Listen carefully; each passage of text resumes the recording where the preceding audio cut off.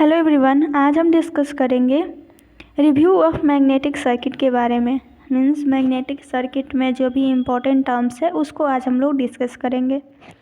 First जो है वो है मैग्नेटोमोटिव फोर्स, एमएमएफ। ठीक है, जैसे इलेक्ट्रिक सर्किट में इलेक्ट्रोमोटिव फोर्स होता है, ईएमएफ होता है, वैसे ही जो मैग्नेटिक सर्किट होता है उसमें मैग्नेटोमोटिव फोर्स होता है, एमएमएफ होता है। ठीक है, Magnetomotive force is the amount of magnetic pressure which is responsible for setting up the magnetic flux in the magnetic circuit। ठीक है, जो मैग्नेटोमोटिव फोर्स होता है वो basically amount of magnetic pressure होता है जो कि क्या करता है, मैग्नेटिक फ्लक्स को सेटअप होने में हेल्प करता है, मैग्नेटिक फ्लक्स को सेटअप होने देता है। ठीक है, क्या करता है कि ये जो मैग्नेटिक सर्किट होता है उसमें ये जो एमएमएफ होता है वो क्या करता है कि जो मैग्नेटिक फ्लक्स होता है उसको सेटअप होने देता है, सेटअप होने के लिए प्रेशर देता है। ठीक है, जैसे इलेक्ट्रिक सर्किट में हम लोग देखते हैं कि ईएमएफ जो होता है वो क्या करता है, करंट को फ्लो होने में हेल्प करता है, करंट वो प्रेशर देता है ताकि वो करंट जो हो वो फ्लो हो। ठीक है, वैसे ही मैग्नेटोमोटिव फोर्स होता है।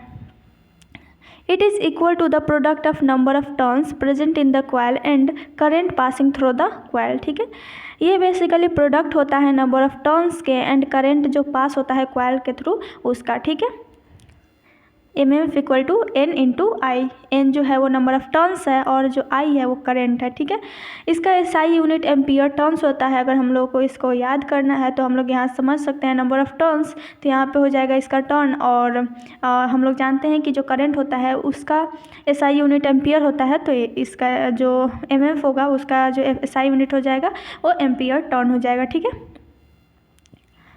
हम लोग जानते हैं इलेक्ट्रिक सर्किट से और ओम्स लॉ से कि जो ओम्स लॉ होता है वो I equal to I directly proportional होता है वो वी के। ठीक है, अकॉर्डिंग टू ओम्स लॉ। ठीक है, तो यहाँ पे अगर हम लोग बात करें वी का तो क्या हो जाएगा, आई इंटू आर हो जाएगा। ठीक है, वैसे ही अगर हम लोग बात करें मैग्नेटिक सर्किट में तो एमएमएफ जो होगा वो क्या हो जाएगा, एमएमएफ इक्वल टू फ्लक्स। ये जो करंट होता है वैसे ही मैग्नेटिक सर्किट में फ्लक्स होता है, तो फ्लक्स जिसको हम लोग फाई से डिनोट करते हैं, और जैसे इलेक्ट्रिक सर्किट में रेजिस्टेंस होता है वैसे ही जो मैग्नेटिक सर्किट होता है उसमें रिलक्टेंस होता है जिसको हम लोग एस से डिनोट करते हैं। तो इसका फार्मूला की बात करें एमएमएफ की तो हो जाएगा क्यू इंटू एस। ठीक है, नेक्स्ट है रिलक्टेंस। ठीक है, reluctance is the resistance offer to the flow of magnetic flux. जो रिलक्टेंस होता है वो बेसिकली रेजिस्टेंस की तरह होता है। इलेक्ट्रिक सर्किट में जो रेजिस्टेंस होता है वो क्या करता है, करंट को फ्लो होने में रिस्ट्रिक्ट करता है, करंट को फ्लो नहीं होने देता है। ठीक है, वहीं अगर हम लोग मैग्नेटिक सर्किट की बात करें तो उसमें रिलक्टेंस होता है जो कि क्या करता है, मैग्नेटिक फ्लक्स को रिस्ट्रिक्ट करता है, मैग्नेटिक फ्लक्स को सेटअप होने में ये रिस्ट्रिक्ट करता है, फ्लो नहीं होने देता है, सेटअप नहीं होने देता है। ठीक है, this can be thought of as the resistance in the electrical circuit. ठीक है, इलेक्ट्रिक सर्किट में जो रेजिस्टेंस होता है वैसे ही जो मैग्नेटिक सर्किट होता है उसमें रिलक्टेंस होता है। Reluctance depends upon the physical dimension such as length and cross sectional area. जो रिलक्टेंस होता है वो फिजिकल डायमेंशंस पे डिपेंड करता है, मटेरियल के मीन्स उसके लेंथ पे डिपेंड करता है, साथ ही साथ उसका क्रॉस सेक्शनल एरिया जो होता है उस पर डिपेंड करता है। It is also depend on the type of material such as permeability of the material. जैसे ये जो रिलक्टेंस होता है वो लेंथ पे डिपेंड करता है, क्रॉस सेक्शनल एरिया पे डिपेंड करता है, साथ ही साथ ये टाइप ऑफ मटेरियल पे भी डिपेंड करता है कि उसका कौन सा मटेरियल और उसका परमिएबिलिटी क्या है, उस पर भी ये डिपेंड करता है। It is denoted by S, इसको हम लोग एस से डिनोट करते हैं। इसके एसआई यूनिट की बात करें तो इसका एसआई यूनिट एम्पियर टर्न पर वेबर होता है। ठीक है, इसका फार्मूला की बात करें तो हम लोग जानते हैं कि जो रिलक्टेंस होता है वो लेंथ पे डिपेंड करता है, साथ ही साथ क्रॉस सेक्शनल एरिया पे डिपेंड करता है और परमिएबिलिटी पे डिपेंड करता है। परमिएबिलिटी हो गया म्यू, और हम लोग बात करें परमिएबिलिटी, टोटल परमिएबिलिटी की, तो टोटल परमिएबिलिटी जो होता है प्रोडक्ट होता है mu naught into mu R का। ठीक है, mu naught and mu R का प्रोडक्ट होता है ये। म्यू नट जो हो गया एब्सोल्यूट परमिएबिलिटी और mu R means relative permeability, जिसके बारे में हम लोग आगे डिस्कस करेंगे। ठीक है, तो यहाँ से हम लोग देख सकते हैं कि जो रिलक्टेंस होता है वो डायरेक्टली प्रोपोर्शनल होता है लेंथ के और इनडायरेक्टली प्रोपोर्शनल होता है एरिया के। ठीक है, इसके अलावा एक और फार्मूला है रिलक्टेंस का। हम लोग जानते हैं जो इलेक्ट्रिक सर्किट होता है उसमें जो रेजिस्टेंस होता है उसका फार्मूला होता है V/I। वैसे ही सेम टू सेम रिलक्टेंस का भी होता है। रिलक्टेंस का ये फिर यहाँ पे V के जगह पे MMF हो जाएगा और मैग्नेटिक सर्किट में, और I के जगह पे फ्लक्स हो जाएगा। ठीक है, तो हम लोग जानते हैं MMF जो होता है वो प्रोडक्ट होता है करंट का और नंबर ऑफ टर्न्स का। ठीक है, तो यहाँ पे S का जो फार्मूला हो जाएगा वो क्या हो जाएगा, NI/5। ठीक है, नेक्स्ट जो है वो है permeance. It is the ability of material to set up magnetic flux. ये बेसिकली मैग्नेटिक मटेरियल का एबिलिटी होता है मैग्नेटिक फ्लक्स को सेटअप होने के लिए ईजिली। ठीक है, ये जो परमियंस होता है वो बेसिकली कंडक्टेंस की तरह होता है। जैसे इलेक्ट्रिक सर्किट में कंडक्टेंस होता है वो बेसिकली एबिलिटी होता है। जितना ही ज़्यादा कंडक्टेंस होगा किसी भी मटेरियल में उतना ही ज़्यादा करंट उसमें फ्लो होगा। वैसे ही परमियंस होता है। परमियंस भी एक मटेरियल का एबिलिटी होता है जिसमें क्या होता है कि मैग्नेटिक फ्लक्स सेटअप होता है। ठीक है, जैसे अगर मान लेते हैं कि कोई ऐसा मटेरियल है जिसका परमियंस जो है वो ज़्यादा है तो क्या होगा, जो मैग्नेटिक फ्लक्स जो होगा वो जल्दी सेटअप होगा और ईजिली सेटअप होगा। ठीक है, वैसे ही कंडक्टेंस होता है। कंडक्टेंस में भी ज़्यादा होगा किसी भी मटेरियल में तो क्या होगा कि करंट जो होगा वो ईजिली फ्लो होगा। ठीक है, it is the reciprocal of reluctance. ये जो परमियंस होता है वो रिलक्टेंस का रेसिप्रोकल होता है। इसको हम लोग डिनोट करते हैं रो से, एंड इसका SI यूनिट जो होता है वो Weber/एम्पियर टर्न होता है। ठीक है, ये जो परमियंस होता है वो बेसिकली 1 रिलक्टेंस होता है, और हम लोग जानते हैं रिलक्टेंस को S से डिनोट किया जाता है। तो S का फार्मूला हम लोग जानते हैं कि जो S होता है वो डिपेंड करता है लेंथ पे, क्रॉस सेक्शनल एरिया पे और परमिएबिलिटी ऑफ मटेरियल पे। ठीक है, तो S का फार्मूला जो होता है वो हम लोग जानते हैं L/A × μ0 × μr। ठीक है, और ये जो परमियंस होता है वो रेसिप्रोकल होता है तो क्या हो जाएगा, इसका जस्ट अपोजिट हो जाएगा। यहाँ पे क्या हो जाएगा, A × μ0 × μr/L। ठीक है, वैसे ही अगर हम लोग बात करें इसका परमियंस का तो ये रिलक्टेंस का हम लोग जानते हैं। रिलक्टेंस का फार्मूला होता है NI/5, तो इसका जस्ट अपोजिट हो जाएगा। परमियंस का फार्मूला जो हो जाएगा 5/NI। ठीक है, नेक्स्ट जो है वो है permeability. Permeability is the ability of material to allow magnetic flux when object is placed inside the magnetic field. Permeability जो होता है वो बेसिकली मटेरियल का एबिलिटी होता है जो कि क्या करता है, मैग्नेटिक फ्लक्स को अलाउ करता है जब कोई भी जो मैग्नेटिक मटेरियल होता है वो मैग्नेटिक फील्ड के पास में हो। ठीक है, इट इज़ स्केलर क्वांटिटी। है बेसिकली स्केलर क्वांटिटी होता है जिसको हम लोग म्यू से डिनोट करते हैं। It is the ratio of flux density and magnetic field strength. ये जो ये जो परमिएबिलिटी होता है बेसिकली रेशियो होता है मैग्नेटिक फ्लक्स डेंसिटी का एंड मैग्नेटिक फील्ड स्ट्रेंथ का। ठीक है, म्यू = B/H। ठीक है, it's SI unit is Henry पर मीटर। इसका SI यूनिट की बात करें तो इसका SI यूनिट हेनरी पर मीटर होता है और न्यूटन पर एम्पियर स्क्वायर होता है। ठीक है, जो ये परमिएबिलिटी होता है वो प्रोडक्ट होता है μ0 × μr का। अब ये μ0 एंड μr क्या होता है उसके बारे में हम लोग डिस्कस कर देते हैं। परमिएबिलिटी बेसिकली डिपेंड करता है कुछ फैक्टर्स पे, जैसे हो गया nature of the material, humidity, position of in the medium, temperature, frequency of the applied force. ये जो परमिएबिलिटी होता है वो डिपेंड करता है बहुत सारे फैक्टर पे, जैसे हो गया नेचर ऑफ मटेरियल पे, ह्यूमिडिटी पे, पोजीशन इन द मीडियम पे, टेम्परेचर पे और फ्रिक्वेंसी पे ये डिपेंड करता है। नेक्स्ट जो है वो है टाइप्स ऑफ परमिएबिलिटी। ठीक है, तो ये 2 टाइप्स का होता है, absolute permeability and relative permeability. तो फर्स्ट जो है वो है absolute permeability. The permeability of all non magnetic material including air is called as absolute permeability. ठीक है, जो अब्सोल्यूट परमिएबिलिटी होता है वो बेसिकली परमिएबिलिटी होता है जो कि नॉन मैग्नेटिक मटेरियल का होता है इंक्लूडिंग एयर, उसको हम लोग अब्सोल्यूट परमिएबिलिटी बोलते हैं। इसको हम लोग डिनोट करते हैं μ0 से। ठीक है, तो इसका जो वैल्यू होता है वो बेसिकली फिक्स्ड होता है, और जो μ0 होता है जो अब्सोल्यूट परमिएबिलिटी होता है उसका वैल्यू होता है 4π × 10⁻⁷ हेनरी पर मीटर, या फिर 12.57 × 10⁻⁷ हेनरी पर मीटर होता है। ठीक है, अगर हम लोग बात करें इसके फार्मूला की तो ये हो जाएगा B0/H, ठीक है। नेक्स्ट जो है वो है relative permeability. Relative permeability basically dimensionless quantity होता है। It is the ratio of permeability of the specific medium to the permeability of free space, ठीक है। ये जो रिलेटिव परमिएबिलिटी होता है वो बेसिकली रेशियो होता है परमिएबिलिटी ऑफ स्पेसिफिक मीडियम का, ठीक है, और फ्री स्पेस का जो परमिएबिलिटी होता है उसका ये रेशियो होता है। इसको हम लोग μr से डिनोट करते हैं।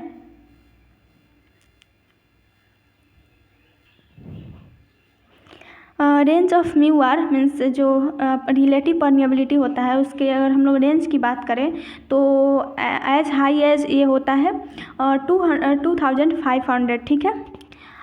ये जो रिलेटिव परमिएबिलिटी होता है उसका हम लोग फार्मूला यहाँ से हम लोग निकाल सकते हैं। हम लोग जानते हैं कि जो टोटल परमिएबिलिटी होता है वो प्रोडक्ट होता है μ0 इंटू μr का। जो ये जो μ0 होता है वो अब्सोल्यूट परमिएबिलिटी होता है और जो μr होता है वो रिलेटिव परमिएबिलिटी है। तो इसका हम लोग यहाँ से निकाल सकते हैं, रिलेटिव परमिएबिलिटी हो जाएगा। अब ये जो टोटल परमिएबिलिटी है और जो फ्री स्पेस में जो परमिएबिलिटी होता है मीन्स कि जो अब्सोल्यूट परमिएबिलिटी होता है, ये दोनों का ये रेशियो होता है, टोटल परमिएबिलिटी और अब्सोल्यूट परमिएबिलिटी का, ठीक है।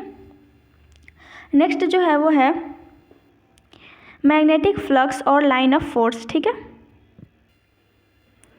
मैग्नेटिक फ्लक्स और लाइन ऑफ फोर्स, ठीक है। Magnetic flux can be defined as the number of magnetic field lines passing through the surface. ये जो मैग्नेटिक फ्लक्स होता है उसको हम लोग डिफाइन कर सकते हैं number of magnetic field line से जो कि सरफेस के थ्रू पास होता है। इसको हम लोग फाई से डिनोट करते हैं और इसका एसआई यूनिट की बात करें तो इसका एसआई यूनिट वेबर होता है और टेस्ला मीटर स्क्वायर होता है, ठीक है। अगर हम लोग 1 वेबर की बात करें तो ये होता है, ये 1 वेबर में ये बेसिकली 10⁸ लाइन्स होता है, ठीक है। यहाँ से एमएमएफ से हम लोग फ्लक्स का वैल्यू निकाल सकते हैं। एमएमएफ हम लोग जानते हैं, एमएमएफ जो होता है वो इक्वल टू होता है फाई इंटू एस के, ठीक है। तो यहाँ से हम लोग फ्लक्स का वैल्यू निकाल सकते हैं। फ्लक्स का वैल्यू हो जाएगा फाई इक्वल टू एमएफ/एस, ठीक है। इसका एक और फार्मूला होता है, ये बेसिकली प्रोडक्ट होता है मैग्नेटिक फील्ड डेंसिटी का और एरिया का, ठीक है, क्रॉस सेक्शनल एरिया का।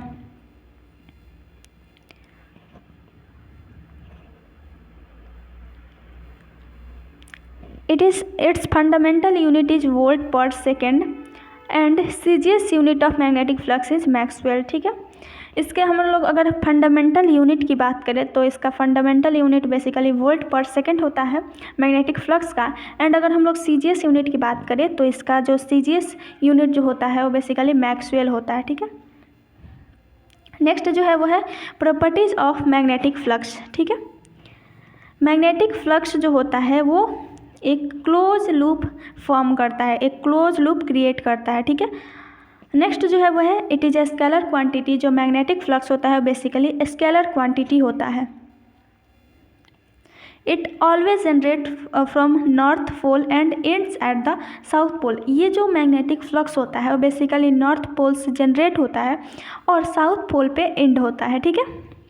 They never intersect with one another, ठीक है।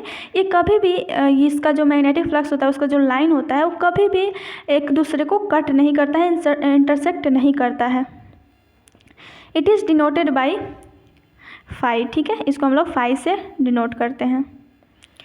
नेक्स्ट जो है वो है magnetic field. The imaginary space around the magnet और current carrying conductor within which its magnetic effect can be observed is called as a magnetic field. अगर कोई भी हम लोग मैग्नेट का यूज कर रहे हैं, ठीक है, मैग्नेट में अगर हम लोग उसको सप्लाई देते हैं और चाहे वो करंट कैरिंग कंडक्टर हो उसमें अगर हम लोग सप्लाई देते हैं तो जो इमेजिनरी स्पेस बनता है उसको हम लोग बेसिकली मैग्नेटिक फील्ड बोलते हैं। जैसे कि हम लोग यहाँ पे फिगर में देख सकते हैं कि ये बेसिकली एक मैग्नेट है और जब हम लोग जब इसमें करंट फ्लो होता है तो एक इमेजिनरी मैग्नेटिक लाइन्स क्रिएट होता है जिसको हम लोग मैग्नेटिक फील्ड बोलते हैं, ठीक है। नेक्स्ट जो है वो है flux density. Flux density is the amount of flux per unit of the cross sectional area, ठीक है। जो मैग्नेटिक फ्लक्स डेंसिटी जो होता है बेसिकली अमाउंट ऑफ फ्लक्स होता है per unit cross sectional area, ठीक है। It is denoted by B, इसको हम लोग बी से डिनोट करते हैं। और इसका एसआई यूनिट की बात करें तो वेबर पर मीटर स्क्वायर या फिर टेस्ला होता है। मैग्नेटिक फ्लक्स डेंसिटी की बात करें तो ये रेशियो होता है मैग्नेटिक फ्लक्स के एंड सरफेस एरिया के, ठीक है। तो हम लोग इसका फार्मूला की बात करें तो इसका फार्मूला हो जाएगा B equal to phi by A, जहाँ पे ये जो फाई है वो मैग्नेटिक फ्लक्स है और ये जो ए है वो सरफेस एरिया है, ठीक है। यहाँ से हम लोग एरिया का फार्मूला भी निकाल सकते हैं। एरिया इक्वल टू हो जाएगा फाई बाई ए, ठीक है, फाई बाई बी हो जाएगा, सॉरी। फाई का हम लोग जानते हैं, फाई इक्वल टू होता है एमएमएफ बाई एस, और ये जो हो जाएगा बी, तो यहाँ पे हो जाएगा एरिया का अगर हम लोग फार्मूला की बात करें तो ये हो जाएगा N I by S B, ठीक है। वहीं अगर हम लोग फ्लक्स डेंसिटी की बात करें तो यहाँ पे बी जो है, यहाँ पे जो बी है वहाँ पे हम लोग ए को पुट कर देंगे तो हमारा जो फ्लक्स डेंसिटी होगा उसका फार्मूला आ जाएगा, ठीक है। तो इसका फार्मूला हो जाएगा N I by S into A, ठीक है। नेक्स्ट जो है वो है फ्लक्स इंटेंसिटी और मैग्नेटिक फील्ड स्ट्रेंथ। जो फ्लक्स इंटेंसिटी या फिर मैग्नेटिक फील्ड स्ट्रेंथ होता है, इसके नाम से ही पता चलता है कि ये जो मैग्नेटिक फील्ड होता है वो बेसिकली उसका स्ट्रेंथ को ही हम लोग मैग्नेटिक फील्ड स्ट्रेंथ है फिर फ्लक्स इंटेंसिटी बोलते हैं, ठीक है। मैग्नेटिक फील्ड जो स्ट्रेंथ होता है, फिर जो फ्लक्स इंटेंसिटी होता है वो रेशियो होता है एमएफ का, जो कि क्या करता है, सर्टन फ्लक्स को क्रिएट करता है, सर्टन फ्लक्स डेंसिटी को क्रिएट करता है with in a certain material per unit length of the material, ठीक है।